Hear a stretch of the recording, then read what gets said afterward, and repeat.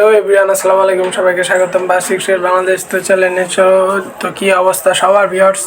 আশা করি সবার অবস্থা ভালো। আপনাদের কবুতর এবং পাখির কি অবস্থা? আলহামদুলিল্লাহ, আশা করি সবার পাখির অবস্থা এবং কবুতরের অবস্থা ভালো।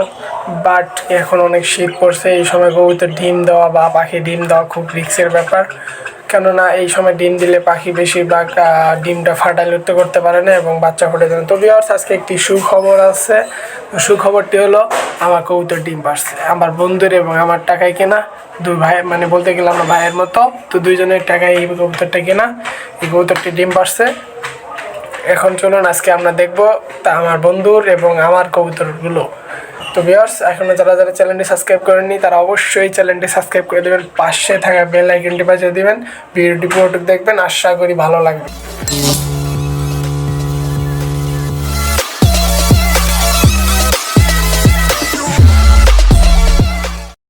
তো ভিউয়ার্স, এখানে আমার এই যে মুখ্য কবুতরগুলো আছে, মুখ্য কবুতর মাশাআল্লাহ এখানে আমাদের ফিমেলটা বসে আছে। তো এখানে এই জিনিসটা দেওয়ার কারণ হলো এইখানে যেহেতু ওরা একটু কবুতর অনেকেই জানেন সেন্সিটিভ, তারা যদি বেশি ডিস্টার্ব ফিল করে তারা কিন্তু কবুতর আপনার ডিমে তা দেয় না এবং ডিম থেকে উঠে পড়ে। এই কারণে আমি চাই নাই তারা যেন ডিমটা নষ্ট করুক। এখানে ত্রিবলটা দিয়ে ঢাকা থাকে এবং এই সাইডটা দেখুন আমি ঢেকে দিচ্ছি, কারণ এই সাইডটা অনেক সময় বাতাস ঢুকে, সরাসরি বাতাস, কারণ এই সাইডে আমি কবুতরগুলোর ডিম পাড়ার খোপ দিছি, এই কারণে এই সাইডটা আমি ঢেকে দিছি। আর হলো এখানে একটু ঢাকার কারণ হলো বারবার আমি এই যে বারান্দায় আসি, এই কারণে তারা যেন ডিস্টার্ব ফিল না করে, এই কারণে এটা ঢেকে দেওয়া আছে। তো ভিউয়ার্স, এখানে আরেকটি কথা, আমাদের যে মুখ্য কবুতর জোড়া আছে, জোড়াটা মাশাআল্লাহ অনেক ভালো একটি জোড়া পড়ছে। আল্লাহ দোয়া করবেন সবাই যেন তারা ডিম থেকে বাচ্চা সুস্থভাবে তুলতে পারে। তো আপনারা কবুতর সম্পর্কে হয়তো আমার আগে কোনো ভিডিও দেখেননি, আজকে ফার্স্ট টাইম আমি কবুতর সম্পর্কে ভিডিও করছি আমার এই বার্ষিক বাংলাদেশ চ্যানেলে। তো ভিউয়ার্স, এখানে কবুতর সম্পর্কে, কবুতর যারা পালন করেন অনেকেই জানেন, তারা গিট খাওয়াই থাকেন। তো আমি এই যে এই পাত্রের মধ্যে, সাদা পাটিটার মধ্যে গিট দিছি। এই গিটটা দেওয়ার কারণ হলো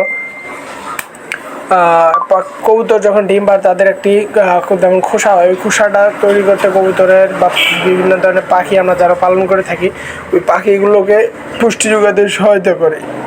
এই কারণে আমাদের গিটটি দেওয়া। গিটটির সাথে ডিমের খোসাটা অবশ্যই মিক্স করে দেবেন।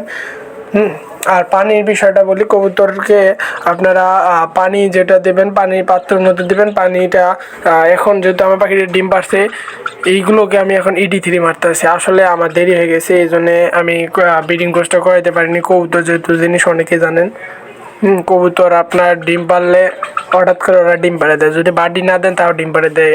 এই কারণে আমি ব্রিডিং কোর্সটা ভালো মতো করাইতে পারিনি, এই জন্য ED3টা এখন চলতেছে। তো এই ED3টা আমি দেবো 3 দিন, তার আগে দিয়েছিলাম ক্যালপেক্স 3 দিন, এরপরে দেবো জিঙ্ক খাওয়ালে দেবো। কারণ ওদের যে লোমগুলো দেখতেছেন এখন হয়তো লোম কম, ওই যে ওর প্রচুর লোম ওরা তুলে ফেলাই দিছে।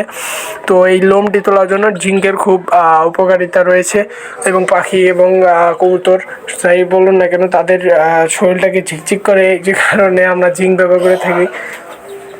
তো এখানে এই যে আমার এক জোড়া লাভবার্ড আছে, উপরে আরেক জোড়া লাভবার্ড আছে। তো মাশাআল্লাহ এই লাভবার্ডগুলো অনেক বড় হচ্ছে, আল্লাহর রহমতে।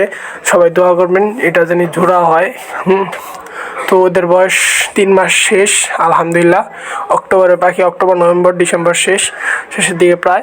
তো 3 মাস শেষ, ইনশাল্লাহ এগুলো থেকে জোড়া হয়ে এবং ইনশাল্লাহ এগুলো থেকে আমরা বাচ্চা পাবো ইনশাল্লাহ। খুব ভালো, আল্লাহ ভরসা, সবাই দোয়া করবেন।